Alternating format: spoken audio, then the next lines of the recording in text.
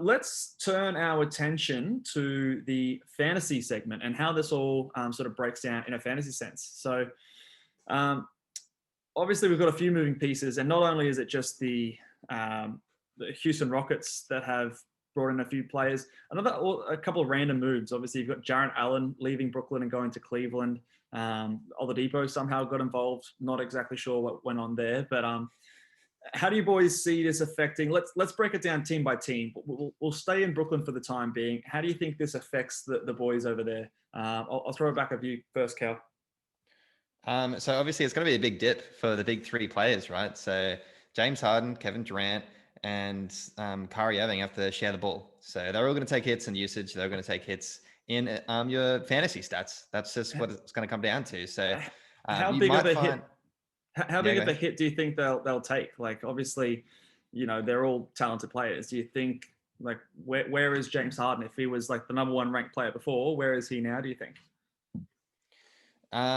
He's still going to be a top 10 player just because I think he'll always will be a top 10 player. I think the biggest hit will come to probably maybe Kyrie. And then I think everyone's going to fall down that bit. Like, everyone's going to have to take a little bit of a hit. So James Harden, he's still going to get threes. He's still going to get free throws.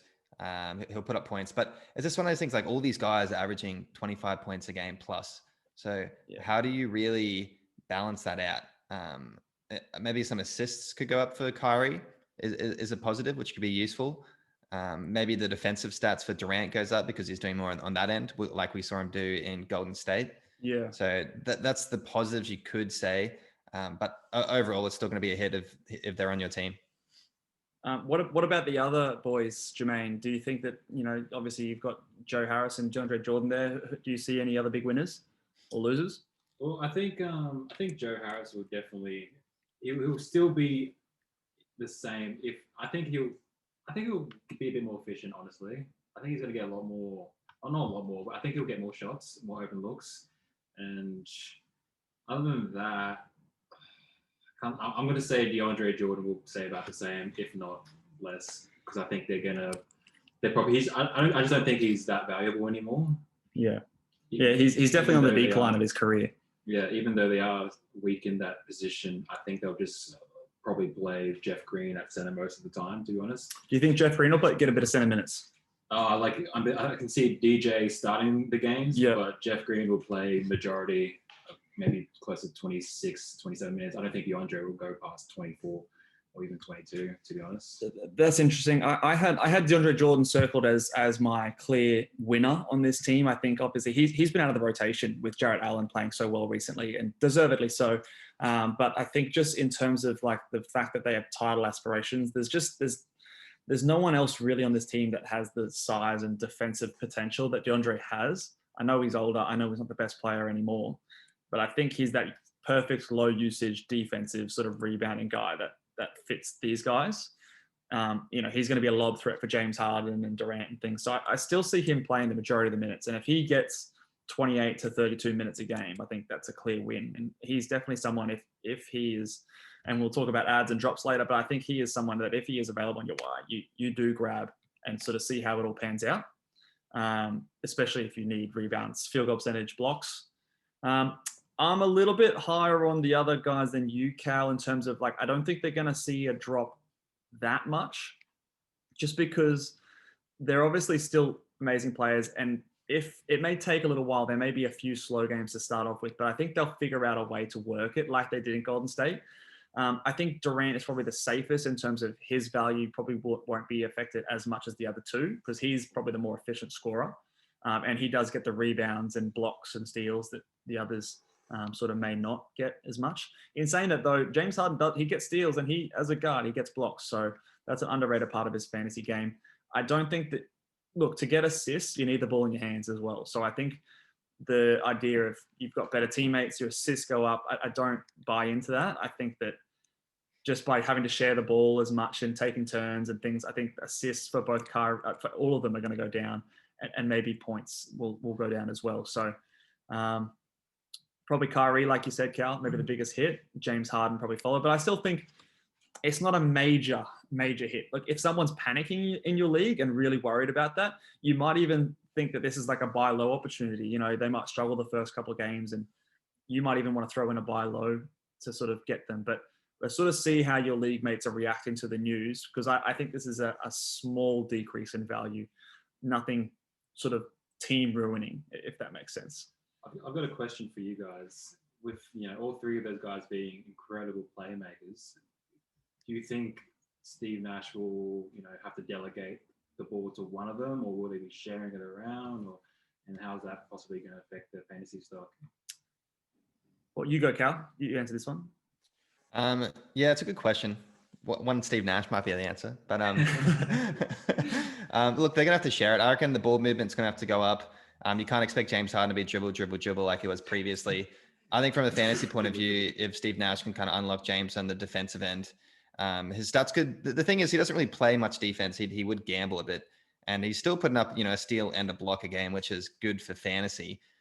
So there is some upside there, maybe if Steve Nash kind of unlocks some of that defensive. Actually, he's a big dude. He can bump bodies in the post. He's agile. He can get a steal when he wants to. So maybe that could be a positive. So as you were saying, Mitch, if you don't think they're going down too much. If there's some leagues out there where you got some people kind of panicking a bit who has any of those three players, maybe it would be worth offering him a bit of a trade and try and buy high. Yeah, like if I could get a Kyrie Irving or a James Harden for like let's say a CJ McCollum or a Jaylen Brown, I would definitely do that. I would try and execute that like sell high, buy low, 100% of the time, because I think just 9 times out of 10, you're going to win that deal long term, because the talent will win out. I think they're going to obviously experiment. So maybe rocky in the beginning, but they'll figure it out by the time that fantasy playoffs kick in. I think like a James Harden would be a perfect sort of guy where, everyone will start the game together, they'll finish the game together, but in that like middle couple of quarters, there'll be James Harden running with a bunch of bench players, throwing lobs to DeAndre Jordan, and then Kyrie and Durant will come on and Harden will go off. And so you'll see fluctuations in their stats throughout the game. And that's the way I sort of see it going down. Because outside of these three players, you look at their roster and it's pretty ugly. There's not a whole lot of other talent on this team. Bruce, disrespect Tyler Johnson, man. Tyler Johnson. Yeah, I forgot he was in the league until I saw him playing the other night. Bruce Brown, cool. So Luwalu Cabaret's been playing all right? Yeah, TLC, Shamet. I will say those guys like Jeff Green, Tyler Johnson, Shamet, Timothy, TLC is the cheat. Luwalu Cabaret. I think those guys are versatile pieces. Like they're able to guard multiple defenders. Not great defenders, but they're still able to play multiple positions. Interchangeable. Which will suit similar to Kevin Durant, who could be playing point guard sometimes, or your center position, just similar to James Harden. So it'll be very versatile for them. Yeah, I think Kyrie and James Harden are the 2 point guards. I think that at all times that they'll sort of have one of them on the court, just playing point guard, and there'll be moments where they're on the court together. So I think it'll be James Harden. I think it'll be James Harden doing a bit of that Karis LeVert, where it's just going to be him and like a bunch of this bench unit guys, and Steve's just going to be like, hey, everyone stand out of James's way, just let him go ISO. So and I think James won't mind to do that. Let's move on to Houston. I'll just say that James Harden, obviously the biggest usage rate that we've seen in the last 3 years. Up there all time in terms of usage rate. So you're going to have a couple of winners here. I see. I think John Wall is a winner here.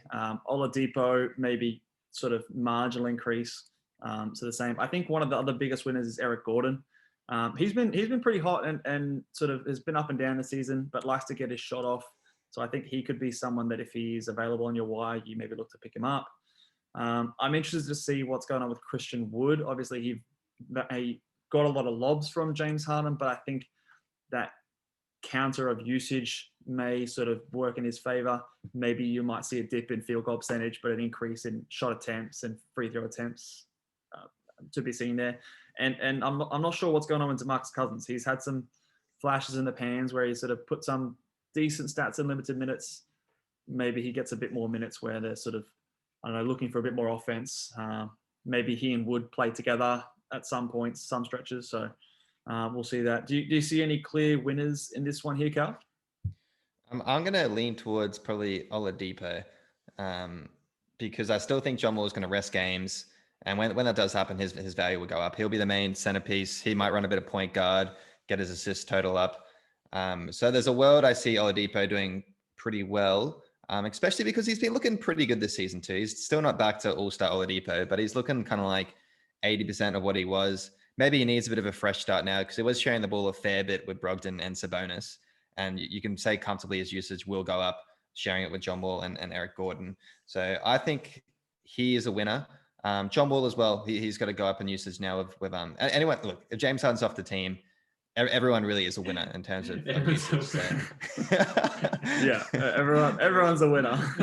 Yeah, but I'd say Oladipo is the biggest. Yeah, I mean, I think we had a sort of like a 50% James Harden or like a 70% James Harden. So I think that was already kind of built into the team as it was. So that's why I see that it's not going to be a huge difference, but just like a little bit of everyone sort of just goes that next level.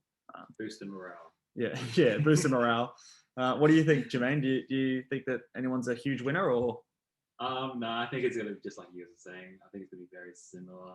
I think, well, it depends on the general direction of the Houston Rockets. I personally don't think they're going to keep everyone. But yeah, you think there's more trades? I think they're just going to blow it up. Yeah, just get rid of everyone. I could definitely see that. Yeah. Who's to say that Oladipo's going to be on this team come the trade deadline, or DeMarcus Cousins if they can get some value out of him? Who knows? But it'll be interesting to see.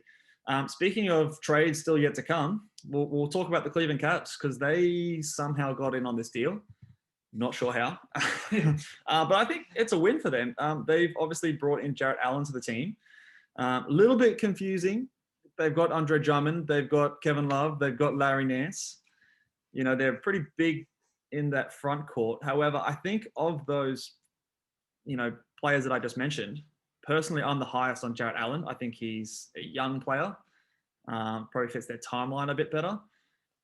How do you boys picture this rotation working out? Because at the moment, it looks pretty messy. What are your thoughts, Jermaine?